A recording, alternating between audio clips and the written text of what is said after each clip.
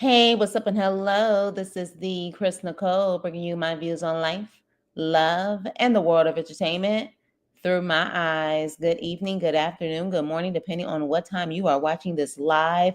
Hello, crew. Hope all is well.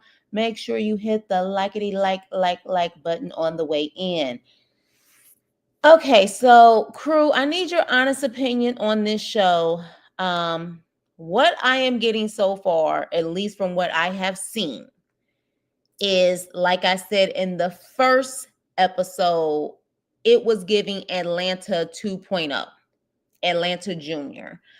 And I want to talk about it. Do you feel these are fake beefs or real heat? Meaning, is this like the real deal? Like a lot of this conflict, is it real or is it fake?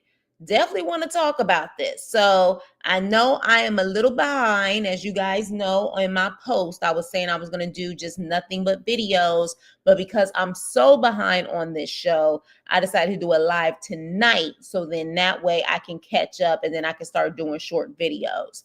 Hey, Mia, hope all is well. Make sure you hit the like button on the way in. So let's get started.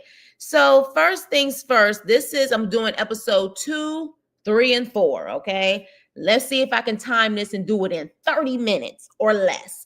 So, we have Elena and her husband, Josh, and she is showing her husband her new makeup studio, which is absolutely beautiful. Okay. That is one thing about living in the South. You can get much more for your money, and you could just stretch it out. I mean, it looks absolutely gorgeous. Apparently she's been a makeup artist for years and have worked with some celebrities, so she's been doing it for a while, but this time she's doing it her own way. She's in control, like Janet Jackson. She's gonna make her own decisions, and she's doing it without her husband. So she has a conversation with her husband about their marriage, and she says in the confessional that their marriage has been shaky for like 3 years. No, ma'am, your marriage has been shaky the whole entire time. You admitted on national television that your own husband cheated on you when you were engaged to him. It's always been on a shaky foundation, okay? It maybe got worse in the last 3 years, but you've always probably questioned his sincerity, his loyalty, and everything else because he's cheated on you from the beginning. So, with that, he says that before they even consider couple counseling, he wants to do individual counseling first. Very smart. I think that's an excellent idea. In fact, I think a lot of people should do that. They should always have individual counseling and couples counseling before marriage, after marriage, whatever the case may be. There's nothing wrong with therapy. So she ends up crying because she feels like that just proves that he is working on himself. But then she decides to tell her husband. She says, yeah, so Chloe said that she didn't think you was fine. And I want to know what you think about that. Excuse me. I'm sorry. Why do you care what she thinks about your husband and if he's fine or not? Why is this even a conversation? Which is why I was like, is this supposed to be a forced conversation in front of the cameras? Because it did not land well. No woman in their right mind, even if they are going through stuff with their husband, cares what another woman thinks about if her husband is fine or not. As long as you think he's fine, why does it even matter? And even her husband looked at her and said, what do I think about a woman that I'm not even married to? What she thinks about me and how I look? Exactly. So why is this even a freaking conversation? So with that, I was just like, Elena, I don't know if you're trying to do this to try to stir some type of pot, but it failed big time. You looked crazy asking him that question. So moving on to y'all know how I am with names. Maneri. I don't know. She's taking family photos. I must say, beautiful kids, beautiful family. Like the hair is herring, but she has pretty hair too. I think she's Indian and black. But her kids' hair was just like laid, and just everybody looked good. It was a family photo shoot. And so Manir is saying that, she's doing full time with her content creation. And we find out, though, in the process of them getting these photos together, that her husband and her mama don't get along, but the mama lives in the house. Chap, it couldn't be me. It couldn't be me. Like that type of energy to have your mother not get along with your husband and they're all in the house, like it couldn't be me. So again, I don't know if it's legit beef or if it's not. But what I do know is that she says that she was kind of crying because she said she's trying to learn how to be a wife and a mother. And I respected that vulnerability. Why? Because she probably was so career driven. She was an electrical engineer, probably the only, I think she even mentioned she was the only Black person who was an electrical engineer, a Black woman in general that was an electrical engineer. And so pretty much she sits up there and says that, she kind of is trying to navigate, trying to be a mother and a wife, because she was probably so career driven that she didn't even think about it. So, but she does say she want to spend more time with her husband. She was like, we're constantly on the go. I want to spend more time with you instead of it just constantly being our normal routine. But then she got the audacity. She has the audacity to sit up there and say, but I want my mama to come to some of our dates. Girl, what? Huh? What? Why would your mom? Y'all, does it make sense to you? It don't make sense to me. I would say invite her to a counseling session, not a date between you and your husband. That's what I would say. So moving on, we have Ro and her daughter Sophia. I think they are so cute together in this whole, playing basketball and asking her about school and stuff like that. She says Sophia, of course, is the biggest blessing she has had. Ro is from Baltimore. She so gives me because I was like, where is she from on the East Coast? She wasn't giving me New York vibes.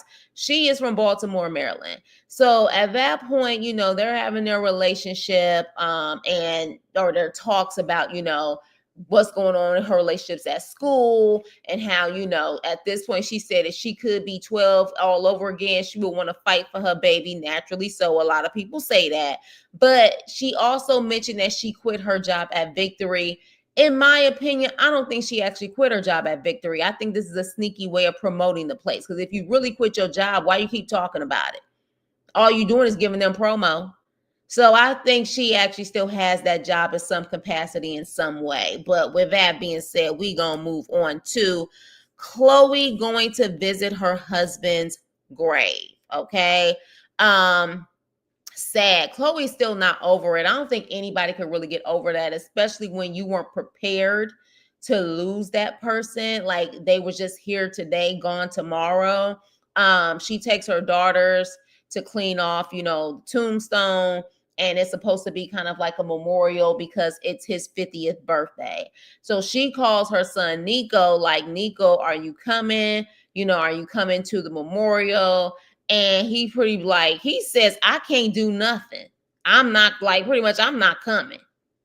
And so I don't know why he did that, because from my understanding, I guess he had a good relationship, or so it seems. But I don't know if he's just so disgusted by his mom literally dating this young guy that he just doesn't want to be bothered with anything. And I'm like, well, if that's the case, move out of the house. I mean, it's your choice. And I mean, I'm not saying that he doesn't have every right to be upset that his mother is dating someone 4 years older than him. But if you're that disgusted, stop eating her food, get out of her house, and keep it pushing. Simple, right? Now, let me ask y'all something. For those who are from Texas, who is from Houston, are these rodeos fun?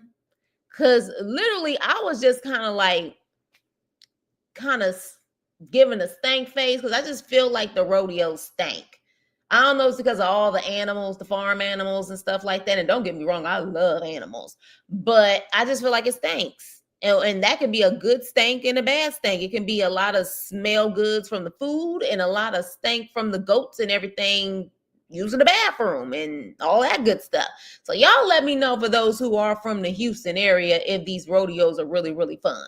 But with that being said, the girls go to the rodeo and we see that Latour, I'm going to call her Latour. Latour meets a man that she knows that I guess is an investigator, reporter, or a writer. He does something like that. But she's kind of cheesing and smiling from ear to ear. Like, this could be a potential boo thing. And of course, the girls was like, this girl need to find her a man. She a BBW. She a cute BBW. And, of course, down south, they love the thickums.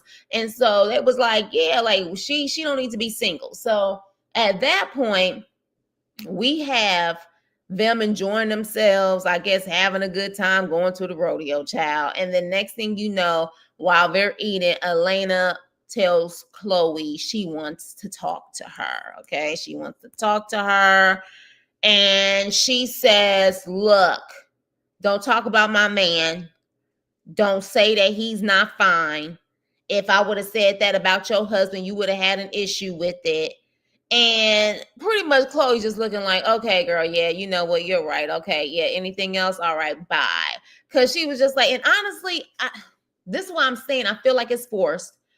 Why is this a storyline? Why is this a storyline? And she literally wanted like that validation, like, yeah, because he's fine. Like, say that he's fine. Girl, who cares if Chloe thinks if he's fine or not? This is just dragging out for no freaking reason. And it's not landing if you're supposed to be the girl trying to create conflict. It's not landing at all. But that's just my opinion. So with that, Chloe goes to Latour. And she's like, girl, why your girl confront me about not calling, saying her man ain't fine? And she must got some insecurity in her relationship, because why does she even care? And I was like, I agree.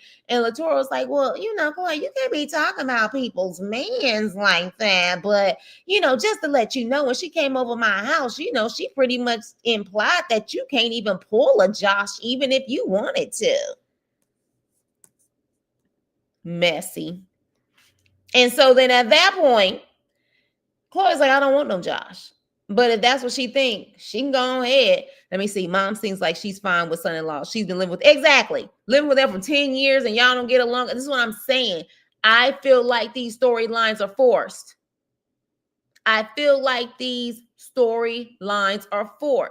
You've been living that long in the same household.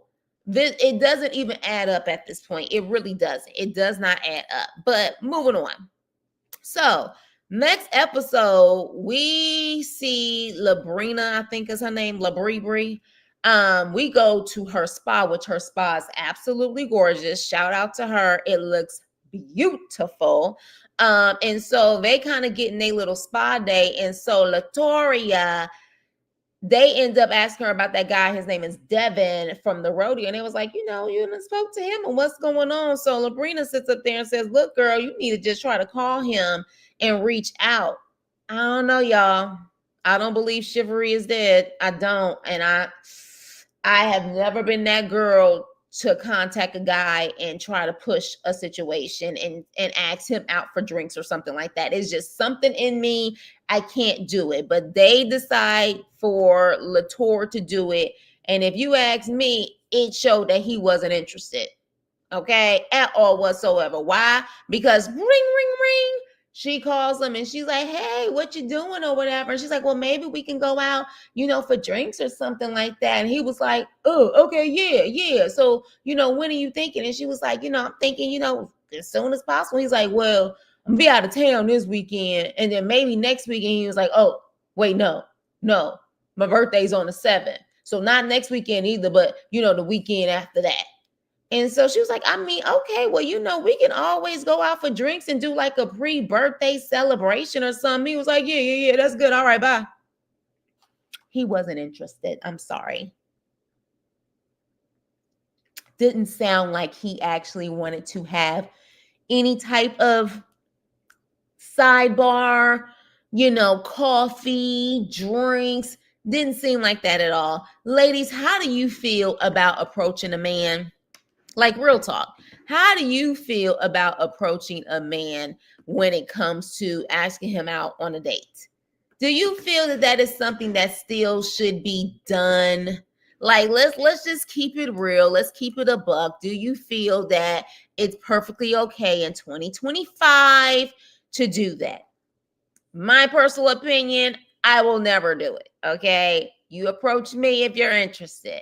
But again, could this have been for the show? The way that Latour's personality is, it doesn't even seem like she would be the type to do that unless there was a camera in front of her face. The girl don't even want to talk about freaky tales, and all of a sudden you bold enough to want to call a guy and ask him out. It just don't add up to me, but let's move on.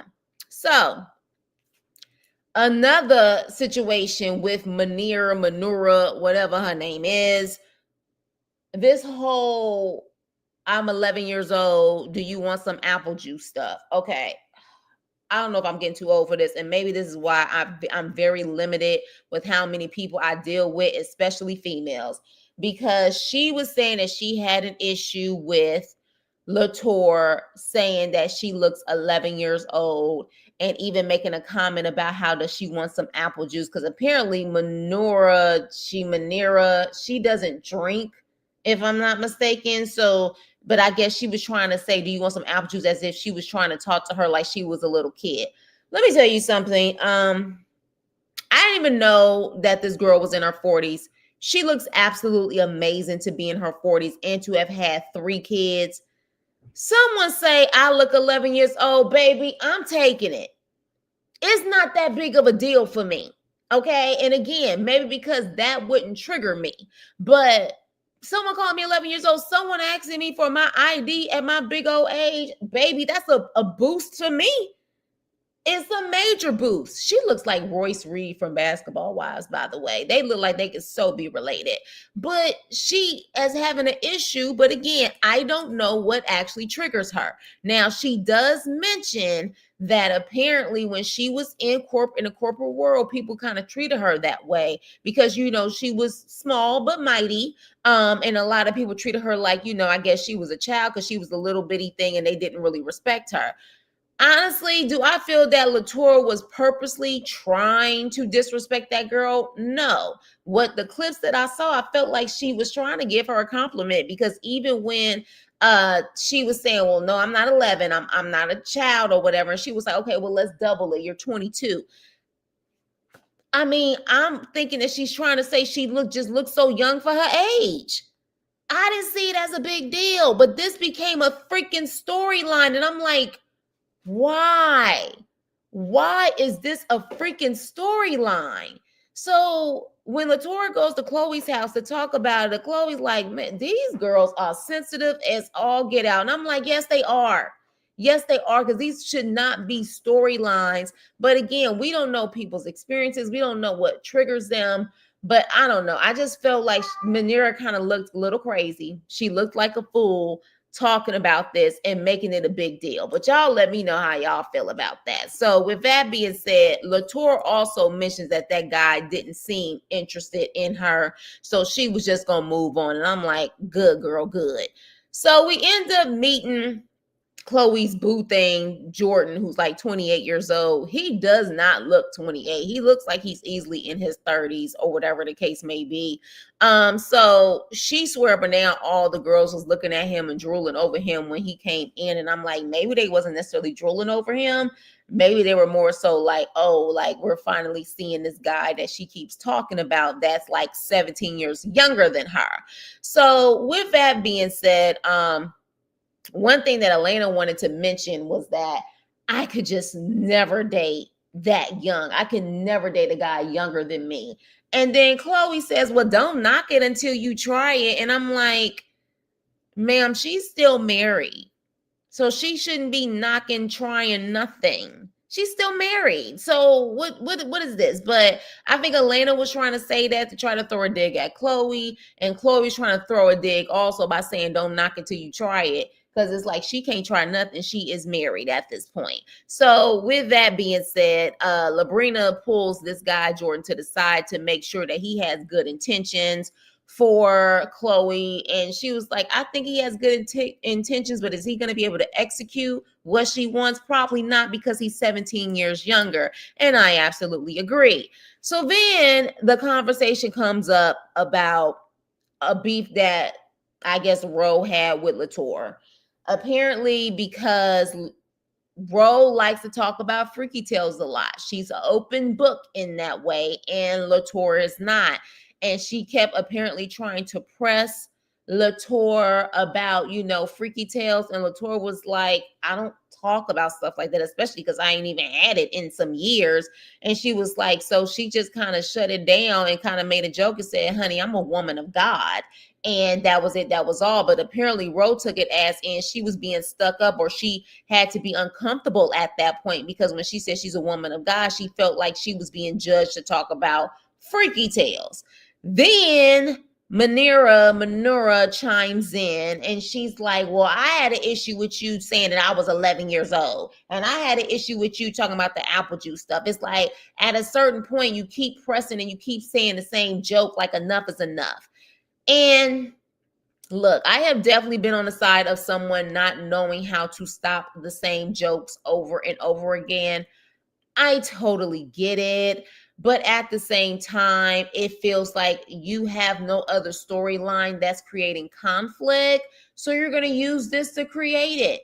But it's falling flat to the point where even Latour didn't give you what you wanted in a situation. She was like, I'm kind of over talking about this. Like, I didn't see it as a big deal. And so Latour says, growing up, being a big girl and being a dark-skinned big girl, like people always assume because I was bigger and I was, chocolate, I was the dark complexion, that I had an attitude or I was coming aggressive or whatever the case may be, even though some people would say the exact same thing, but I always got, judged or attacked for it. Definitely can understand where she's coming from, whatever the case may be. But I do feel to a certain extent, she does have a wall up. But we find out she recently lost her father. And I said, that's probably where that wall is. She's still grieving. But so far, I have not seen Latour have an attitude. You know what I'm saying? And I think some people think that people's face, because you know how some people just have that resting face, if you know what I mean? That just means that they're automatically not nice people. They can't help how their face shifts or how they look. I just think that they're just doing too much. At least I haven't seen anything where I feel like, ooh, the way you said that, the way you did that. Like, I feel like Chloe is way more like that, where she's purposely being offensive and everything else, versus Latour. Like, I just feel like they're just trying to find anything to try to create beef with her, or just in general. But she kind of shuts it down. She's like, I'm kind of over talking about this. Like, why are we still having this conversation about this when I thought I was giving you a compliment? So then at that point, Latour ends up speaking to, I think Miss Sylvia is her name, which I guess is her counselor, about the situation. Her counselor was like, you don't necessarily know what trigger she's had with people saying and doing things like that. So you got to be mindful.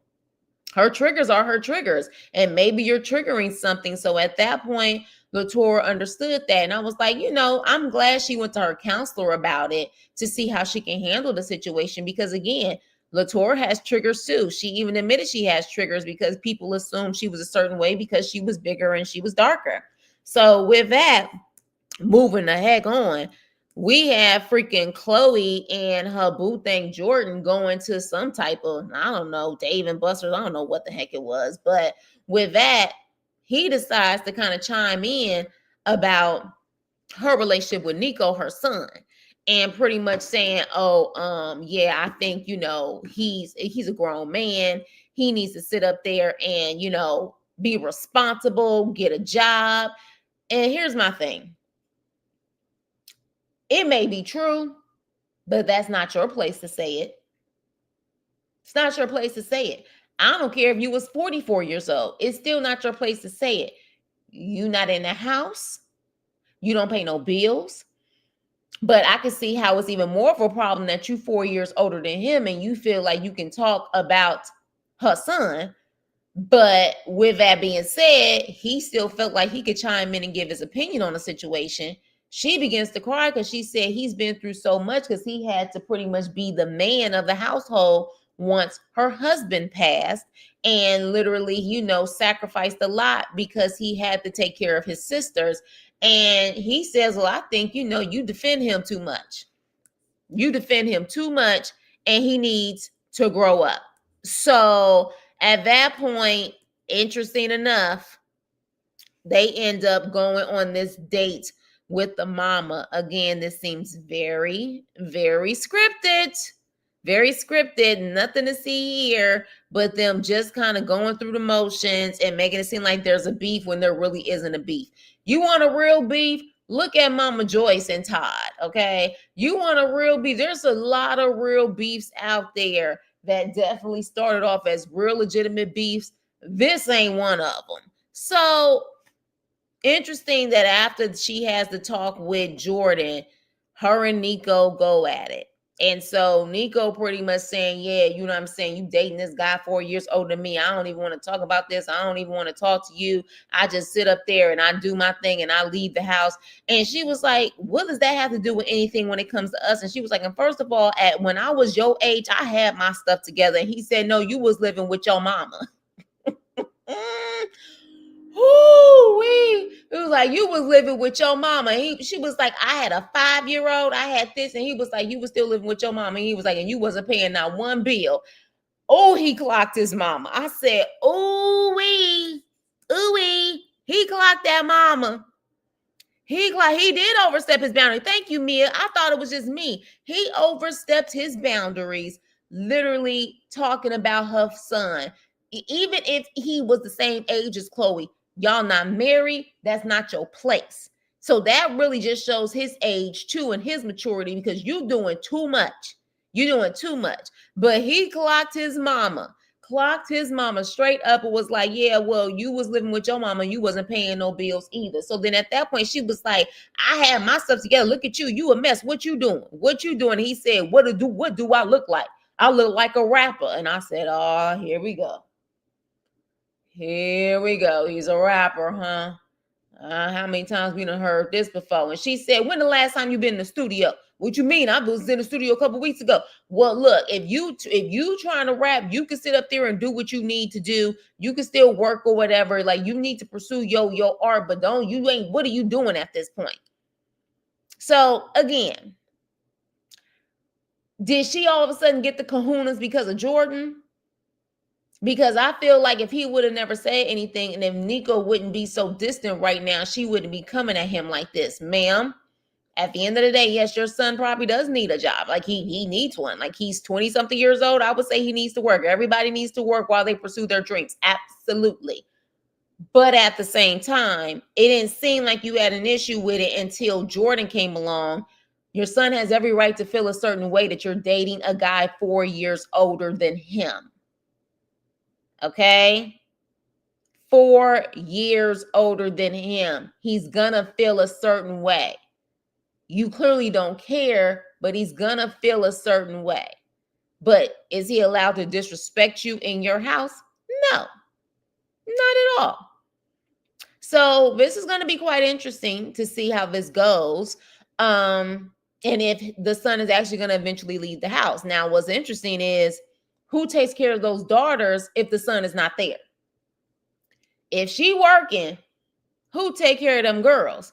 Because it seemed like Nico take care of them girls. So while she talking all of this big mess, she may not be able to afford to have him leave the house because he's always there as a backup if needed. But with that being said, let me move on.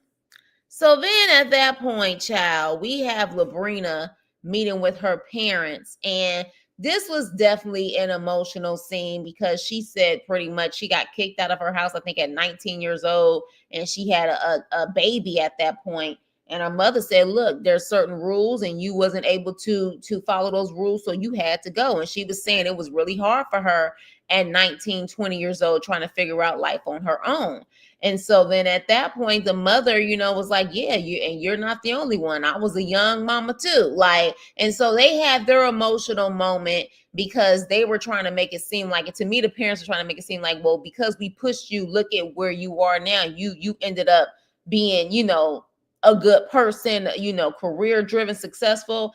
And Labrina had to let them know in the nicest way, I was able to do that because I was able to push myself. Don't take credit for something that I did, because I really could have went the other way and hit rock bottom. I did it because I had the determination to do it. So that was a nice scene between them, or whatever the case may be, as far as her struggles and her relationship with her mother, or lack thereof. So Miss Sylvia comes when they sit up there. Let me tell y'all something. Texans love to eat. I swear we done had so many scenes with them eating and chowing down on something. They don't never really have a scene where they not eating. They either relaxing and getting pampered or eating, honey. So they end up meeting with Miss Sylvia, and they start talking about their problems, from their marital issues to, their issues with their mother, to Chloe saying that, maybe, she really needs to get her relationship straight with her son. She's realizing that there's definitely been some moments where she could have done way better. And then it gets to Latour and Manera about the whole little girl, 11 years old situation. And Manera was like, look, I tried to contact you, and because it wasn't that big of a deal for me, but you didn't respond.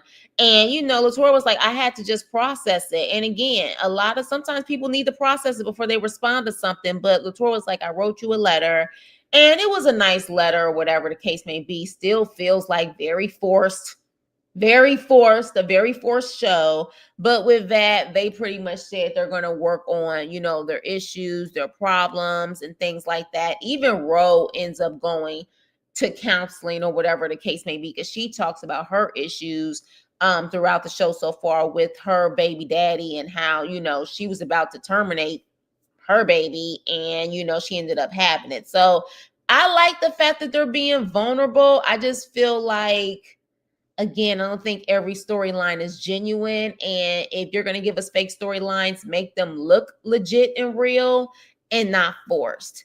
So here's another forced storyline. He does need a job. Nico needs therapy, but so does his mama. I would say they both need therapy. But with that being said, let's get to this. What's her name? Shaquita, whatever her name is, Chiquita Banana. I don't know. She was in, I think, the second episode when they were at the rodeo, or they were hanging out, and she ends up talking to Latour. Latour says, you're more than welcome to come and actually have drinks with us. And I was like, why is this random girl on the show who's not a part of the cast? What is she bringing to the table? And I was like, are they trying to try her out for a second season? She just seemed to come out of nowhere and serve no purpose. None of them really knew her like that, and she was just talking up a storm. To me, she tried to find a great opportunity to make herself known to be on the show. These girls go out, and Chloe apparently done got cool with Shaquita, whatever her name is, and says she invited her without telling the other girls. This girl come in hot, because she's mad that she making it seem like Latour is making it seem like she doesn't know this Shaniqua girl. Ooh, I don't know, Mia, because I will say there have definitely been certain looks where I didn't know if she was or if she wasn't. We trying to figure out if Shaniqua or Shaquita is trans. I don't know. There are some, female born women who literally just have that look. I don't know. But there's definitely certain parts where I was just like, is she or is she not? I don't know. But what I do know is she was doing too much. Way too much. She comes in hot because she feels like that Latour is messing with her character, trying to make it seem like she don't really know Shaniqua, but she really does. And then this child tries to pull a Candy, pulling out receipts, printed out emails showing proof that they had some type of connection. Not last year, not 2023, but she pulls emails from 2014, over 10 years ago. And y'all wondering why I think this show is reaching and how people are trying their best to stay relevant or get on the show or try to get the show a second season. Why is this even an argument about how if Latour knows you or not? Why? This all stemmed from Chloe saying that, oh, Latour says she doesn't remember you. And you bring printouts of your conversation about some type of event, I guess from 2014, printouts. Bro was like, what is going on here? This girl didn't intentionally want to hurt your feelings. Like, she don't remember you. Like, she supposed to remember something from 2014. Like, what is wrong with you? And it got so crazy. It got so crazy about this. Ro was like, what? Like, Chloe, like, what is up with this? Like, what? It was almost like, I think she was trying to say, like, Chloe, did you do this? Like, are you doing this on purpose? And Ro was like, she still don't even know you. Like, what is the big deal about this? And child, Shaniqua Shaquita Banana decided to call her the B word. And Ro was like, what? Girl, you lucky she didn't come across that table. How is it that you trying to prove that you know this woman? How does it go from that and these printouts to you calling Ro a B because she has a valid point that why are you trying to pull something up from 2014? It just didn't add up. It didn't make any sense. So, yeah, y'all, this is why I'm saying, how do y'all feel about this show? Because it just seems forced. It doesn't seem natural. I don't even know at this point if we even have a breakout star, because every good show, and we know this from the past, every good show, that first season, you have to have a breakout star, because that breakout star is what's going to continue the show. You have to at least have one breakout star. Real Housewives of Atlanta, it was Nene. Married to Medicine, the first season, it was Mariah and it was Quad. Every single first season has to have a breakout star, and I'm not seeing that yet. Are you? I'm not. I don't think any of them are really pulling their own weight at this point, and it just seems forced. Maybe it could be Chloe. Maybe. But I still don't feel like she can really carry it on her own either. But with that being said, that is my review on Heart and Hustle Houston. Y'all let me know how y'all feel about this show. I don't know yet. I don't know. Y'all already know I'm the type where if I feel like I'm wasting my time, because time is precious, okay? If I'm wasting my time, I will not continue the show. Y'all know how your girl gets down. I don't like wasting my time. I don't. And then if I'm wasting my time reviewing and I don't even have enough of my crew who actually watch the show, I'm definitely not wasting my time. So y'all gonna have to let me know what y'all think about this show. But right now, it is giving forced. It is giving scripted. It's giving flat. It's giving flat. So I'm not impressed, okay? But we shall see. And y'all let me know if y'all feel like there's a breakout star already. Because usually by episode 4, episode 5, we already know who the breakout star is. And I'm not seeing it yet. So with that being said, you guys, thank you guys so much for listening. Please hit the like button and please like, share, and subscribe. And I will see you on my next